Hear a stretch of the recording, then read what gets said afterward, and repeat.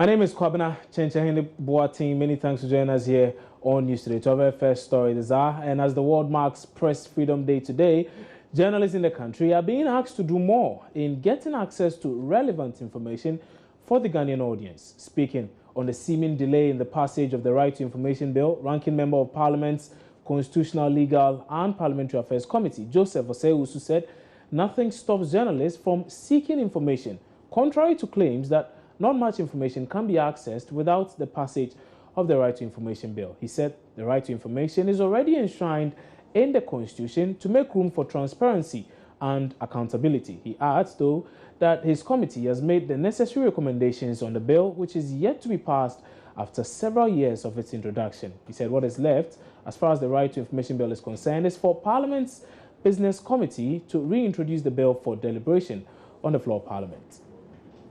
We made a very far-reaching recommendation. We strove to make sure that Ghana's bill is brought in line with the AU model law on right to information. So we made very, very far-reaching proposed amendments that would bring Ghana's bill in line with the AU model law on right to information. I don't want to speculate. If it is the priority of government, it will be done. I've seen bills that are much, much bigger done in, for example, the new income tax law was about 3 times the size of this one. But when it was priority of government, we sat through day and night to finish it. So it depends on the priority. Well, it is my view that any time it is a priority of government to do anything, it gets done. NPP government were discussing it. They did all, if I recall, they did a lot of tall proposals, but it did not reach Parliament. It was NDC government that brought it to Parliament in 2010. We worked all through. We couldn't bring a report. Then it was reintroduced in 2013, and at the close of 2014, we had finished work at the committee and put out our report. I wish I were in government. I would offer you the explanation. But sitting outside, I can't tell. But you see, that's another part of this bill. The right to information is a constitutional guarantee one. The bill is supposed to provide the limitation. The constitutional provision is that subject to what limitations Parliament will place on it. Ghanaians have the right to information. So Ghanaians should exercise the right and let that may force the hands of government to place whatever limits that they think is necessary. As of now, because we appear to be waiting for the limitations before we exercise the right that is guaranteed us in the Constitution. Recently, I think Occupy Ghana, they went to court based on that constitutional requirement. And the court has ordered the Attorney General to give to them all the details regarding the bus branding. That are the kinds of things Ghanaians must say. When that is done, and government may then be forced to bring what recommendations or what limitations it wants to see, that is when the bill is likely to pass. But so long as we are happy to say, oh, the bill is not there, the right to information, but the right to information is in the Constitution. Okay. It is the limitation to its exercise that has not been passed. And for me, that should be a blessing. Or we should continue to insist that we're entitled to the information without any limitations. The Constitution says subject to. It has not been provided, so we should have the right. Meanwhile, the Executive Director of the Media Foundation for West Africa, Suleiman Ibrahima, has described Ghana's delay in passing the Right to Information Bill as a global embarrassment. Speaking on the AM show earlier today, Mr. Ibrahima expressed disgust at the country's inability to pass into law the Right to Information Bill, citing countries with less stable democracies that have managed to pass similar laws. We are in a region where, so far, if you take Africa, West African countries constitute the biggest block in terms of the countries with right to information. Sierra Leone has it, Nigeria has it, Liberia has it, Guinea has it, Burkina Faso has it, Niger has it, and Cote d'Ivoire has it.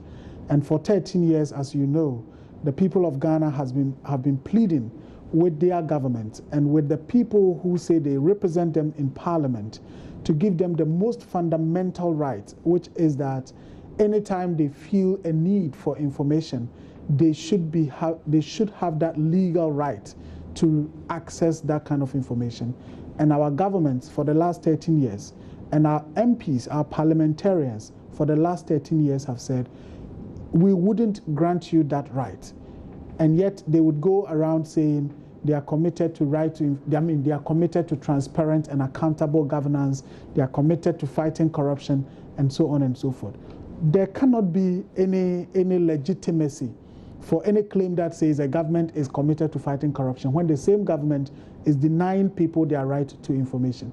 So I think that it is the right time to discuss these issues, and we hope that as we discuss it, press freedom will also continue to improve around the world. Yeah, but somebody will say, even without the right to information law, we seem to be doing fine as a country. We are not at all. I can understand when people say, well, right to information, what else are we talking about? Because there are so many radio stations around the country, so many television stations. Now there is social media. So people are beginning to even complain about information overload. So, you know, I can tune into so many radio stations and so on. And the government will say, well, you know, there's so much press freedom, and we even have government portals that you can go there and find out what government is doing. You see, the difference is that there's always a difference between the information that the government would want to give and the information that the citizens want and need. Around the country, I don't think that people can simply go or write to a district assembly and say, I want to know what was our share of the district assembly common fund and how the assembly has used it. And you would have the assembly responding and giving you the breakdown.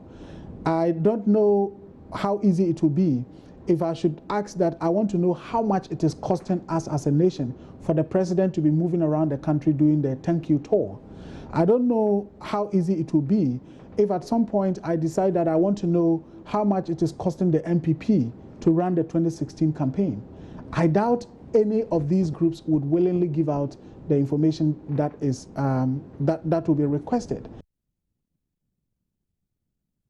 To some politics now, and the NPP in the Bunafo region have been addressing the media on the alleged violent attacks suffered by their members in the course of the limited voter registration in some parts of the region. Let's go live there now and speak to regional correspondent Precious Semevo, who's joining me now with okay, well, I'm told we've lost Precious Semevo over the phone lines there. Maybe we can move on and do some more stories now. And the Supreme Court has dismissed an application for the submission of fresh evidence by lawyers of Abu Ramadan and one other ahead of its May 5 ruling on the voters register. The former youth leader of the People's National Convention and one Kwame Bafo challenging the credibility of the voters register, insisting it's not fit for purpose. Let's speak now to Joy Nishi's Raymond Nakwa, who is in court and is joining me now over the lines with a lot more. So Raymond, tell us a lot more about really what this means. So we understand that this particular evidence was supposed to establish some form of contradiction between what the AC's officials had told the court early on and what he actually told the committee, which had a secret recording done and needed to be presented to the court. So the court, in effect, said in no secret recording from that meeting to establish any sort of contradiction before it can rule on the substantive matter. It then proceeded to say that they have made up their minds on the issue and that this will not go to the merit of the case in any way, the reason why it was rejected. This case was to Abu Ramadan's lawyers important for two quick reasons. They needed to establish that whether the EC was in the position to determine that you and any other person who is on the voters register, this register with this type or that type of ID card. You remember that the court had early on ruled that the national ID, the National Health Insurance ID, was not a qualification or a valid ID to be used in registering. So in identifying that as not qualified, they wanted the entire register thrown out because the lawyers for the EC have said in times past that most people use the National Health Insurance card. So difference here was to make sure that the court agreed with Abu Ramadan by agreeing that there is no way the Electoral Commission could determine that this gentleman or that gentleman used the National Health Insurance So throughout the entire, what they call it, voters ID, the voters vote, but the court said it was not relevant to the case in any way, and that it will still make a determination on the it will still make a determination on Thursday so that it can go ahead with the case. Raymond, I know in court also today, there's this issue of Dr. Zaneto Rawlings and that very court case that's challenging her candidature as the NDC's parliamentary candidate for the Klote Korle constituency. What has become of that case as well? The court just adjourned the case. I mean, officially, this time there was a thing that was in the direction of an official movement of the motions required. So the case proper started today. The lawyer for Dr. Zaneto had his time, took some amount of time to explain to the court. The High Court judge made so many errors. In fact, he assumed the responsibility of the Supreme Court in his quest to interpret the Constitution and decided to do what it was not required to do.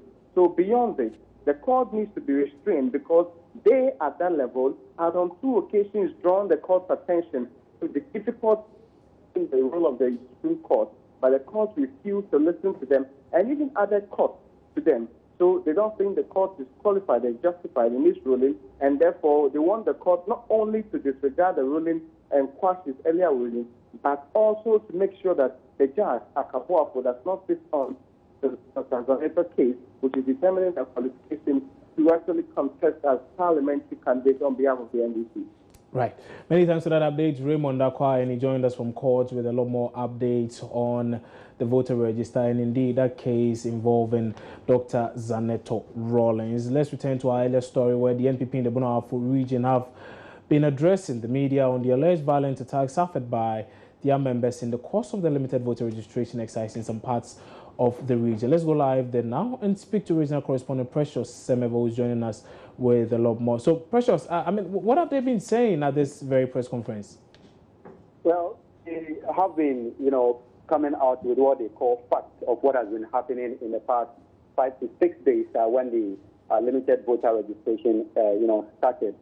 They have some issues in some constituencies in the region, particularly in the Kano South constituency, as well as the Esutifi North, also in the Bonga-Hapo region, Esutifi South, and then Banda Ahinko, as well as Sinafo North, all in the Bonga-Hapo region. Now, their concern has been that some tasks and operatives of the NGC has been preventing their officials during the registration to the point of brutalizing them and then robbing them of their mobile phones, iPhones, and other personal belongings. And that is a source of worry for them. And they have been calling on the security services as well as the BNI and other security agencies, and particularly the President of the Republic of Ghana, to act swiftly to restore what they call calm in the Bong Ahafo region. And now they are saying that although they've reported all these cases to the police is yet to effect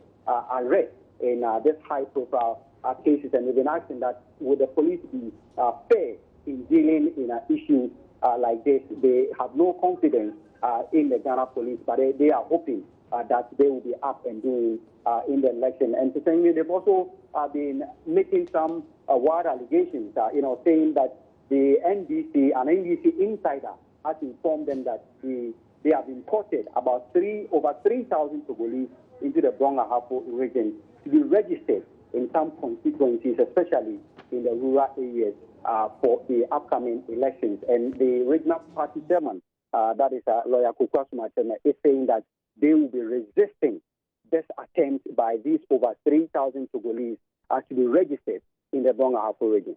Okay.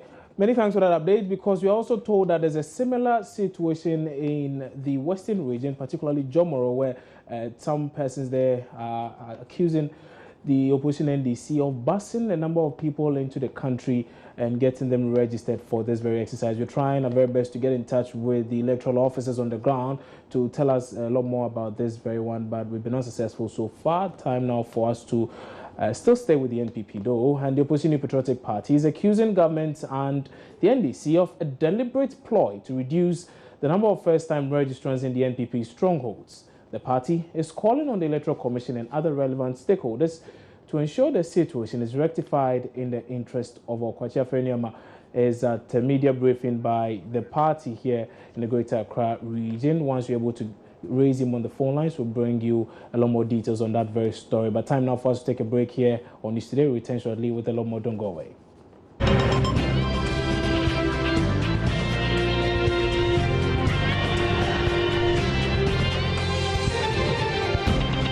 Many thanks for staying with us here on News Today. To our earlier story where the NPP in the Bono Afo region have been addressing the media on the alleged violent attacks suffered by their members in the course of the limited voter registration exercise in some parts of the region. Now, they've also been speaking on quite a number of other issues, particularly the issue where they claim that some other persons, some non-nationals, have been bussed into the country and are being allowed to register in the ongoing process. Like I mentioned to you earlier, we received several reports of similar incidents in Jomoro and other parts of the Western region. But joining me now over the phone is the Western Regional the Electoral Commission Director, Steve Opoku-Mensah, with some more on this. Mr. Mensah, good afternoon. Many thanks for your time. And like I was saying earlier, we've received numerous reports that quite a number of non-nationals are being bounced from Ivory Coast into the country to partake in this very registration exercise. I mean, has this come to your attention? So, Opoku-Mensah, good afternoon. Can you hear me, sir? Yeah, I can, but there's noise in the system. Okay, so I believe it's clearer now. Maybe we could make do with this. I was asking that we've received quite a number of reports suggesting that quite a number of non-nationals are being bussed into the country from Ivory Coast to engage in this very exercise. Has this at all come to your attention? Yeah, thank you very much. I haven't received any report or formal report yet, but I hear the speculation going on. But in all these cases, what I say and keep saying is that if really the people are foreigners who don't qualify to register, we have a facility called a challenge form. So the citizen there or the resident there can pick a challenge form and challenge such people. So I don't think that there is a problem there. If you find out that the person does not qualify to register, you pick a challenge form and challenge the person at the right time. The review committee will sit down and take a decision on such people. So all these people making these allegations, have any of them come over to pick these challenge forms you speak of? I'm speaking of in particular reference to the Western region. Yeah, no, the challenge forms are not picked at the regional office. They are picked at the registration center. But I hear that in some places there are been some challenge cases. I'm yet to receive the report for the first phase. So it's there that I can talk about it. But I know that people have been challenged in some places. So aside someone picking these forms and challenging the genuineness of someone's claim that he or she is Ghanaian, what more can be done, particularly on the ground itself? There's nothing that can be done. If you challenge the person, if the person feels that really he's not a citizen or he does not qualify to register, the person can go back without registering. But if he insists that he qualifies to register, allow the person to go through the process, then you challenge the person, and at the right time, the review committee will sit down and determine whether the person qualifies or does not qualify. But there haven't been instances where some of your own staff have suggested that some of these persons have questionable character. I mean, some of these persons may not necessarily be Ghanaians, yet still are posing as such. Even my officials have the right to challenge such people. So you see, they cannot tell them away like that. But they can challenge such people if they believe or if they know that the people are not qualified to register. Right. Mr. Opoku-Mensah, many thanks for your time on News Today. And Steve Opoku-Mensah is the Western Regional Director of the Electoral Commission, and he's been telling us what really the process entails. He says if you do have issues with a claim by someone that he or she is Ghanaian, what you can do is to just pick a challenge form and indeed fill it, and at the appropriate time, the right thing will be done.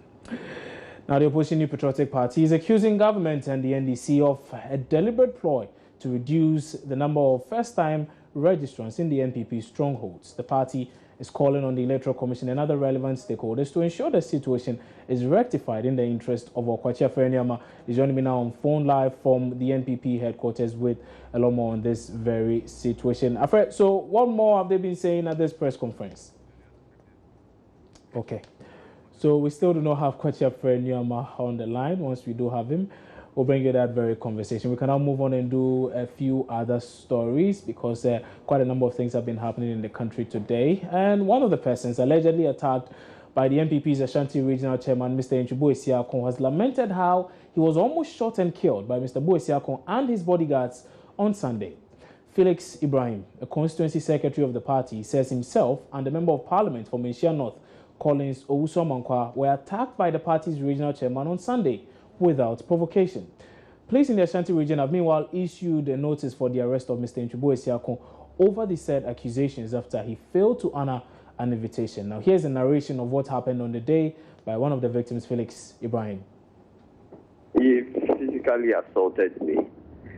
What had happened actually was that on Sunday, when I was going around to monitor the process, I go to one polling center or one registration center called Nana Puno Registration Center.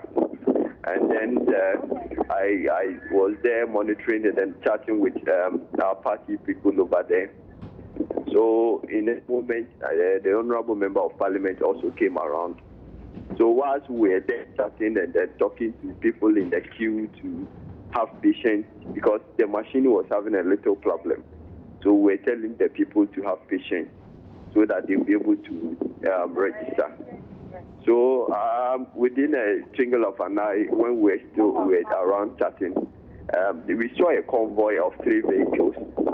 One Lexus Land Cruiser, one Jeep, and then one Toyota pickup, and then 2 motorbikes. So they came into the scene. We saw our regional chairman coming out of the Land Cruiser. When he got down, he started looking for me, mentioned my name. Where is Felix? Where is Felix? So one person from Menchia South pointed out to me that this is Felix. So he attacked me personally. He beat me up. Together with one of his bodyguards, they mercilessly beat me up. And then it got to a point when the bodyguard said, "Chairman, should we shoot him?" Then the police came into my intervention. And then I was able to raise.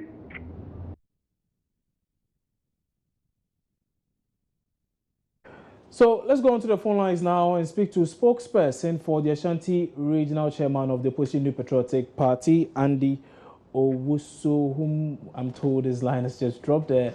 Anyway, we can move on and do some other stories now. Once we're able to fix our lines, we'll bring you all the conversations over the phone. But in some other news now, an Upper West Regional Minister has called on Muslim youth to stay away from being influenced by others to join extremist groups, especially through social media. Speaking at the 54th Annual Upper West Regional Conference of the Ahmadiyya Muslim Mission in Ghana, Amidu Suleimani stated that Islam does not represent terrorism, nor does it sanction acts of terrorists. He called on Muslims to work hard to redeem their image of their religion by eschewing acts that undermine Islam. Rafiq Salam reports from Wa. The Ahmadiyya Muslim movement was founded by Hazrat Mirza Ghulam Ahmed in 1889. It has love for all, hatred for none as its motto. One of the key principles of the religion is the organization of annual conferences from the secular to the international level. It is in line with this that the Upper West Jamaat of the Ahmadiyya Muslim Mission organized this year's conference. It was held on the theme, through Islamic teachings, the panacea to free, fair and transparent elections. Amir and Missioner in charge of the Ahmadiyya Muslim Mission in Ghana, Molvi Mohammed Nur bin Sali, charged members of the religion not to sit on the fence but be involved in partisan politics in order to help build the country. He, however, warned members not to force their preferred parties on their colleague Muslims or their family members. We believe that every Ghanaian is free to join a political party of his or her choice, to belong to any political persuasion of his or her choice, and contribute in whichever way he or she thinks she can contribute towards the governance of this country. That indeed is our stand. And as far as Ahmadiyyat is concerned, as a religious body, we owe no allegiance. We are not an affiliate of any political party. But The individual Ahmadis, each individual Ahmadi owes this country the duty of belonging to one political party or the other. You may not be a partisan political activist, but your contribution in the field of politics must be seen, because it's the contribution to the political affairs that finally culminate in the governance of our country. And since we owe this country the duty, it's our duty as well to belong to one or the other of the political party.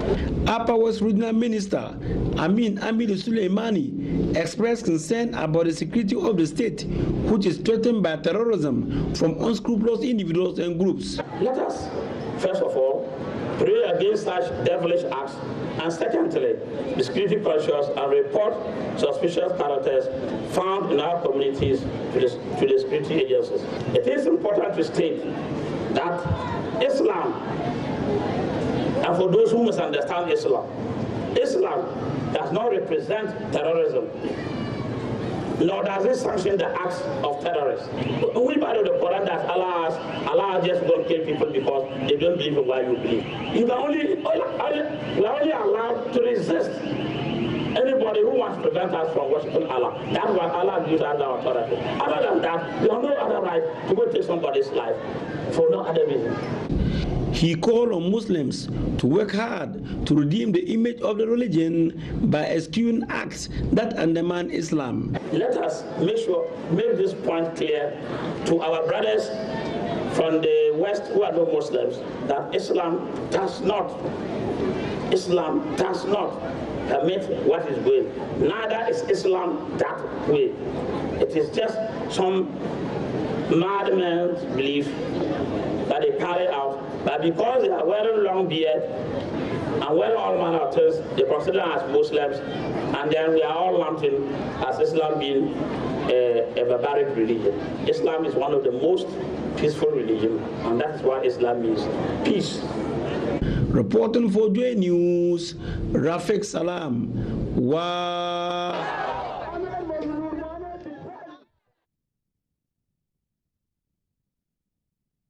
And here in the crowd, my name is Kwabena Chenchehene Boatin. To some more stories now. And there's an outrage against the public showing of a new sex tape involving 2 students of the Kwame Nkrumah University of Science and Technology. The 2-minute video, which has been circulating on social media, shows the faces of the young female students in consensual sex, with the man taking the shot.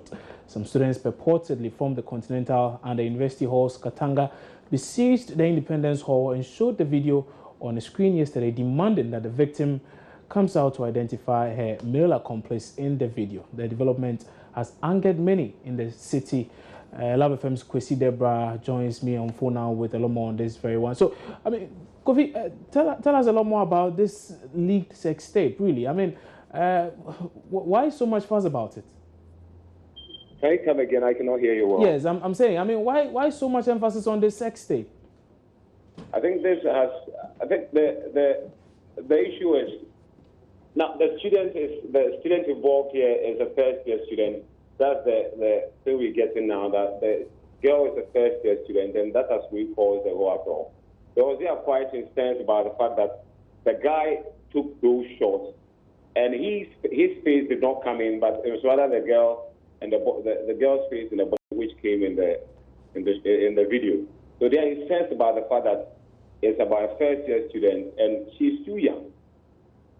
I see. So what has been the reaction, particularly from this lady who is being accused of indulging in this very act? Can I come again? I cannot hear you. I'm asking, what has been the reaction from this lady who was allegedly caught on tape in this act? Well, the lady has not been found yet. We're getting the information that the lady has gone home, and he'll be back. They're starting the exam right away, so he'll be back to write the exam. That's what we're getting. But now we know that the lady is gone to the house, and she isn't back. Okay, right. Kwesi Debra, many thanks for that update. And that was Kwesi Debra bringing us a lot more on that story from the Ashanti region and KNUST, to be precise. It has to do with a sex tape that has gotten quite a number of students there infuriated. But time now for us to take a break here on News Today. When we come back, we'll bring you business and sports. Stay with us.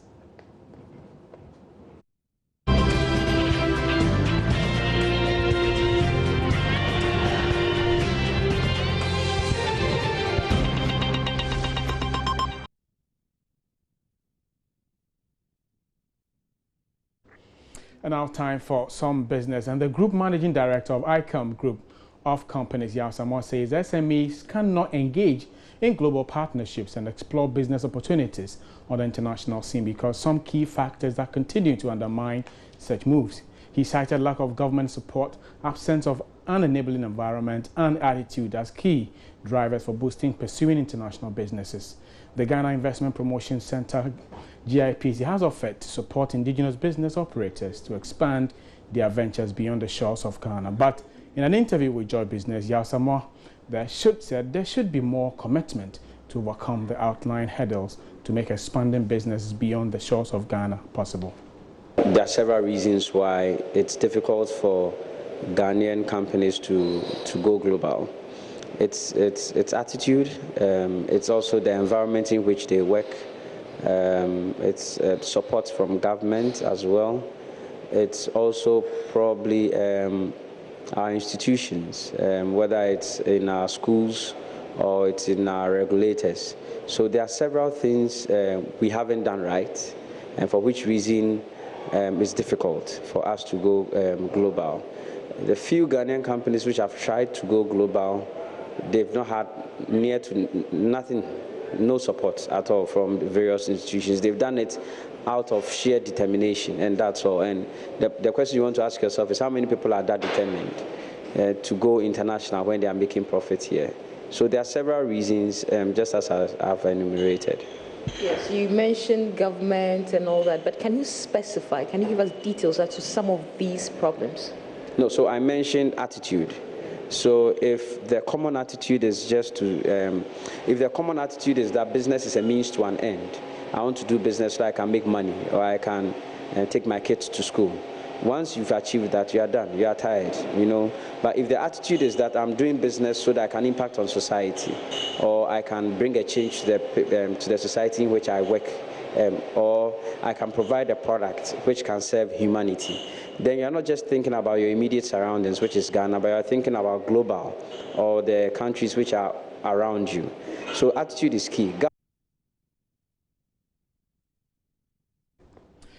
The technical advisor at the Agric unit of the Finance Ministry, Dr. Irene Susanna Ajuri, has expressed worry to many agric degree graduates as abandoning the field. According to her, less than 5% of said graduates take up professional or professions in the sector. She says this is a major contributory factor to the increasing spate of unemployment in Ghana. Dr. Ajuri is advocating new measures to encourage youth involvement in the agricultural entrepreneurship programs here in Ghana.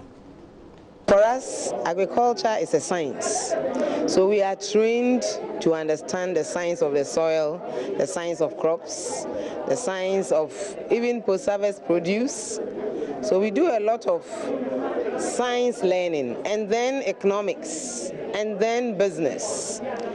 Unfortunately, probably, we don't give our students more of the hands-on for farm agriculture or processing agriculture or even the field service agriculture, as in managing cargo, you know, logistics. So we mention it. It's all important. We tell them that that is the space they can operate after school. But probably, I don't know, whether we don't give them enough confidence to go and start or join the ground. So I see a lot of my students only rushing to take banking courses, project management, go to the ministries, or do further studies to do research, consultancy. You know, even those who go and work with farms eventually would want to find their way to be part of the service end. Meanwhile, agribusiness entrepreneur Gina Odatefu is calling on agribusiness firms to play a lead role in encouraging the youth and the young people to venture into agriculture. know that there are about one Agric extension officer to, let's say, 1,200 farmers. Now, I didn't go to Ministry of Agri to labor their already shortfall of extension agents. I went into the universities and recruited graduates who had done Agric. We took them into the classroom, gave them intensive training, and they offered the extension we needed to the farmers. So it's up to us in the industry to package things to make it attractive. And after that activity, almost all the 30 people we worked with wanted to work with us, but we didn't have the capacity to absorb all of them. So the opportunities need to be packaged by private sector. And then when it comes to policies to make them incorporated or to end up in budgets and things, it would get there. But we need to start as private sector to package things and attract the youth into Agric. Thank you. So that will be it for business here. But for more, you can log on to myjohnonline.com/business. And then also, you can join us between 1 and 1:30. Today on the marketplace, we're looking at the implications of the strike action actually being planned by ECG, and also to do with the privatization of ECG here in Ghana. We'll be looking at that in detail. And also, the relationship between Ghana and China and the way forward thereon. So join us between 1 and 1:30 on the marketplace for more about this. Now it's about time to actually, for your sports, to look at what is it that Tulama did, all here on your sports. My name is John Kojo Amoko. Please stay.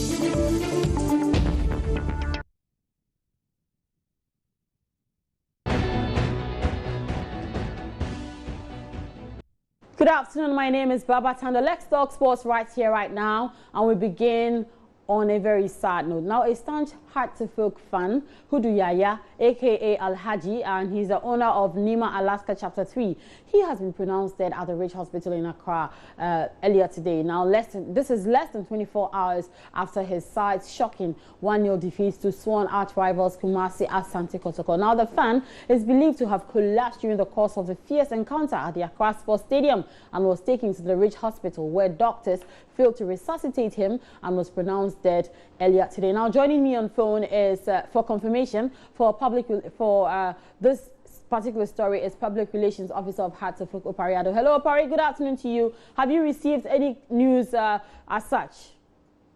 Yes, good afternoon to Rashida. Yes, we have also received that sad news. It's rather unfortunate, but then yes, we have officially been informed of the death of Alaska. So did it also come to Heart-to-Folk's notice that he died as a result of shock, probably from yesterday's defeat? Yes, that is what we were told, but then, and we don't have any reason to doubt it. So we have taken it that same way that it's so. But we believe that, yes, it's unfortunate. Football, the level at which football is gradually getting to, the passion that comes with it, still the level that you can take some people because of their close association with the club, but it's rather sad to us. Okay. So, Pari, what is the club going to do about this? Well, the club has a policy, so officially the club will also do this part, the grief family at appropriate time. We will have to also listen to the family when they intend to do whatever final human rights that they intend to do. And we also know when, as a club, we have to do what we have to do before everything. All right. Now, before I let you go, how is Abdullahi Sulama, the goalkeeper who was imposed for Heart-to-Folk when, that blunder happened, for which Kumasi Asante Kotoko got that 1 goal gifted to them? How is Fatah Dauda recovering from that shock? Well, Sulama, yes, an experienced goalkeeper. He has seen it several times. This came as a huge surprise to him. He's now, psychologically, we need to continue to motivate him because we have 20 matches to go. He has a big role to play in our ambitions for the season. So we are in close touch with him to make sure that he overcomes all of this as soon as possible. All right, Opariado, thank you very much, and we'll reach you in subsequent bulletins for more updates. Now, still on this particular game, and of course, we know that Heart-to-Folk, they lost to Kumasi Asante Kotoko, and this meant that they failed to end their 5-year winless streak at home against the Porcupine Warriors. Now, of course, goalkeeper Salama Abdullahi missed a kick into his own goal. Now, Salama Abdullahi has been negatively criticized by many, especially fans of the former Africa champions. But there are others who have also come to his rescue, calling it an innocent mistake. Now, let's get onto the phone lines and speak to Black Stars and Ash Gold keeper, Fatau Dauda. Hello, Fatau Dauda. Good afternoon to you and welcome. Hello. Fatau, did you watch the game yesterday? Did you see what Salama Abdullahi did? Thank you. I watched it yesterday. I watched the game on television yesterday at home. Do you think... Okay, I'm listening. Sorry. Yeah, I felt very bad for Salama when that incident happened. And I don't think people should blame him so much. I know the House of Folks fans are very down, but this is the time they should stand behind him and then encourage him. It's one of those things in the game. Now, as a goalkeeper, as an experienced goalkeeper like yourself, you've been to South Africa to play, you've gone to Paris, you've been with the Black Stars. How would you describe this? Was this a blunder? Was this a mistake? Would you call it an innocent mistake? Yes, I will call it an innocent mistake. Why? Because I watched the game very well, and then when the back pass came to Salama, we all watched it. Those who were at the studio and then those who watched television, we saw when the ball was coming, the ball was bouncing. You understand? And as a goalkeeper, when that thing happens, you have three techniques that you can use to, clear the ball. Whether you use the outside foot or the lace or the inside foot. In that situation, the ball was bouncing. So Salama used the right technique to clear the ball. But it's unfortunate the ball still the ball entered the net. Okay, Salama, finally, how do you think that Salama should psych himself to get out of this particular shock for other games coming up? Well, I know the supporters will forgive him because it's a game, you understand? He is the one who has been, keeping for them, and then I don't think they can use one mistake to, put him down. This is the time they should, push him up. I know Salama to be an experienced goalkeeper. I know he'll be worried, but he's past and gone. The results are sent to history now. So he should, put himself together and then come on. He can still save the team. We have a lot of games to go. So he should just be strong and then keep his head up. Thank you very much for your time, Fatau Dauda. He is Ash Gold's #1 goalkeeper as well as one of Black Stars' goalkeepers. Now we move away from Hartlepool and get to the Cape Coast Stadium, which will officially be opened later today by President of Ghana, His Excellency John Dramani Mahama, after 2 years of construction and repair works. Now the 16,000-seater multi-purpose edifice is a $35 million project wholly financed as a grant by the People's Republic of China. Joy Sports' Benedict Owusu is currently there and he joins me on phone. Hello, Benedict. Are you excited at what you've seen so far at the Cape Coast Stadium? Well, Baba, I must say that, the guys here are so excited about what's happening here, especially with the facilities you see here. So far, as I see to you, it's just that the senior high schools here in the central region, that the schools, they are having some games already.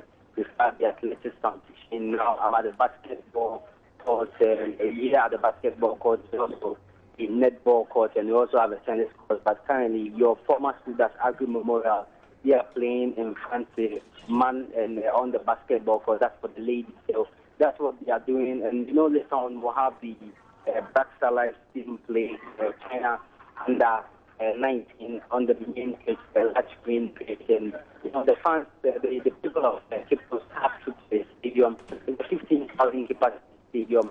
And I'm sure by the time we'll start the game, it will be full. It's almost 90% full as of now. But when I came in, I interacted with some of them, and that's good to be all about, especially for the students and also for the house, that's the sports masters of the schools that speak to. They're very happy to have this in this part of, the country, because for them, they believe this will go a long way to unearth talent. In times as when we were preparing to go for intercourse, it was in their schools that they have been preparing, but we have this multi-purpose facility here, where you can come and play on the basketball court, tennis court, and also a nice laid contract as well for them.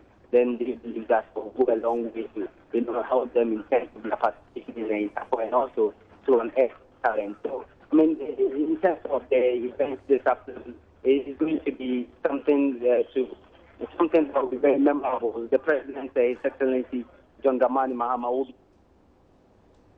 Okay, Benedict, I'm sorry, we'll have to leave it here for now. Thanks very much. Keep monitoring and we'll get back to you. Okay, that's it for your sports. You can follow us on Twitter at JoySportsGH. You can also like us and be our friend on Facebook at Joy Sports. My name is Baba Tando. My personal Twitter handle is at Baba Tando. Good afternoon.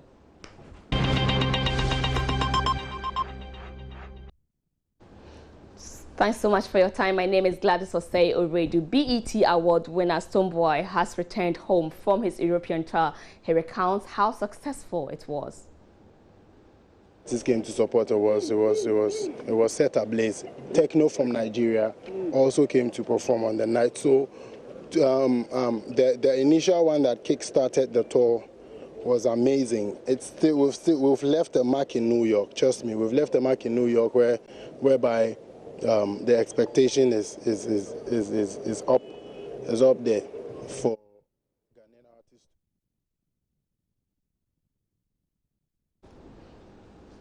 Second runner-up at the 2015 Miss Ghana pageant, Miss Rebecca Asamoah made Ghana proud as she was crowned the winner of the maiden edition of Miss Africa 2016 competition held at the Lyric Theatre in Johannesburg, South Africa. Organized under the theme Celebrating African Beauty and Culture, the Ghanaian beat competition from 15 others from several countries, including Zambia, Zimbabwe, Uganda, South Africa, Nigeria, and a host of other countries.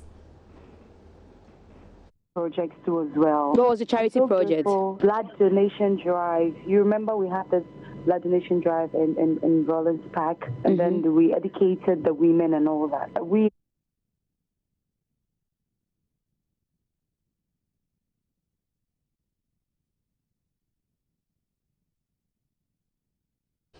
Right, we bring you more updates during Let's Talk Entertainment at 4:45. Thank you so much for your time.